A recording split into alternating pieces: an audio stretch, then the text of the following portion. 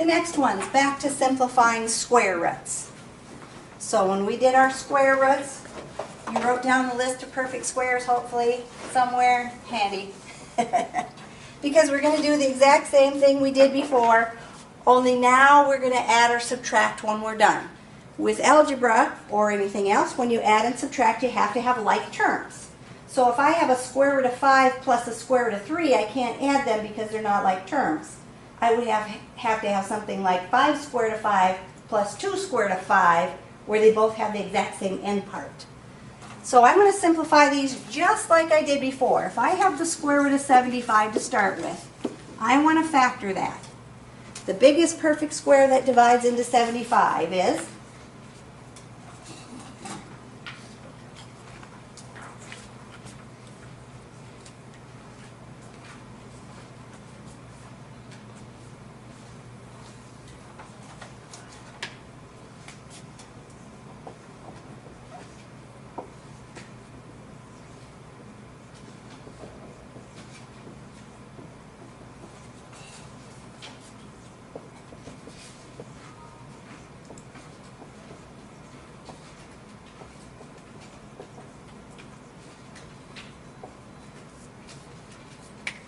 what number that's a perfect square divides evenly into 75?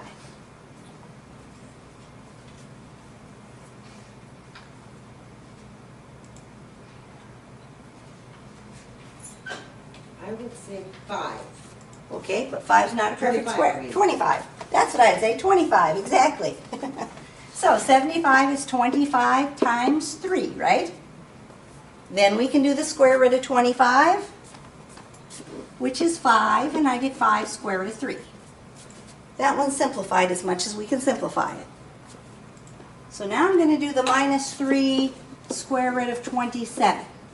The minus 3 stays out in front, and I'm going to simplify the square root of 27. 27, what perfect square divides into 27? 9. 9. 9 times 3 is 27.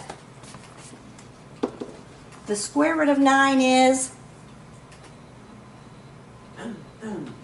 3. That's going to come out in front, and it's going to be multiplied by whatever is out there already. So now I have 3 times negative 3, which is negative 9. Uh-oh. And the board decided to go crazy on me.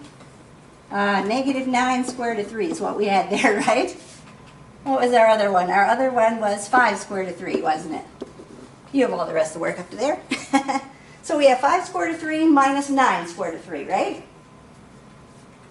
5 minus 9, we think about like we would a 5x minus a 9x. We're just going to subtract those front numbers. 5 minus 9 is 4. negative 4 square root of 3 then. Going to be our answer.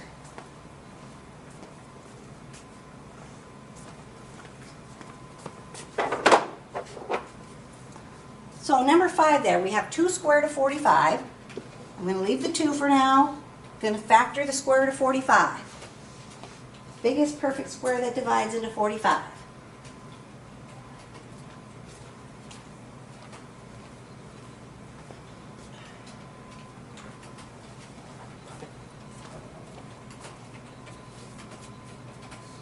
Nine. 9, exactly.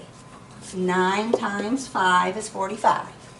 The square root of 9 is 3. That's going to go out in front. We're going to multiply it by that 2 that's already out there.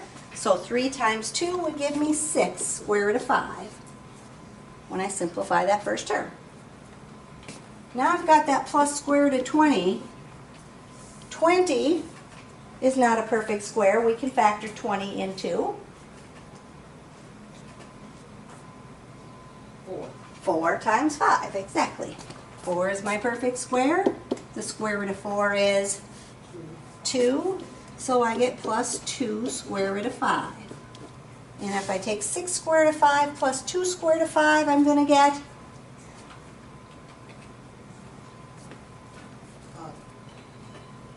What'd you say? I was doing that. the 6 square root of 5 plus the 2 square root of 5. You add them? You add them together, you add the front numbers together, you get 8 square root of 5 then. So you think about it just the same way if I have 6x plus 2x. We get 8 x's, right?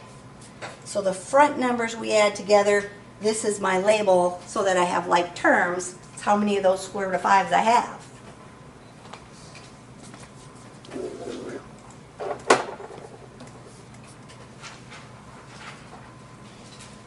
So number 6, same kind of thing. This time I have -4 square root of 18. Oops, I better write the 4 in there. -4 square root of 18. The 18, of course, isn't a perfect square again. We want to factor 18 into 4, 2. Oh no. 18 is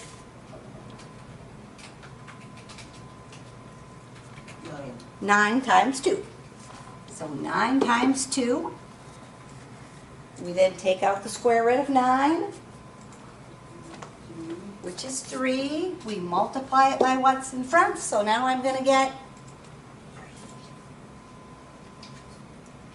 -12. -12 square root of 2, right? Then I have that minus square root of 8. 8 is not a perfect square, but I can factor it. 4 times 2.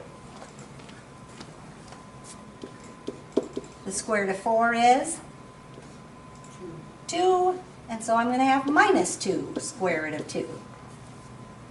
Right, that minus sign is like a -1. -1 times 2 is -2. So now I have -2 square root of 2 minus 2 square root of 2. They are like terms. Going to go ahead and combine those, and I would get What, 14? -14 square root of 2. Add and keep that sign, right?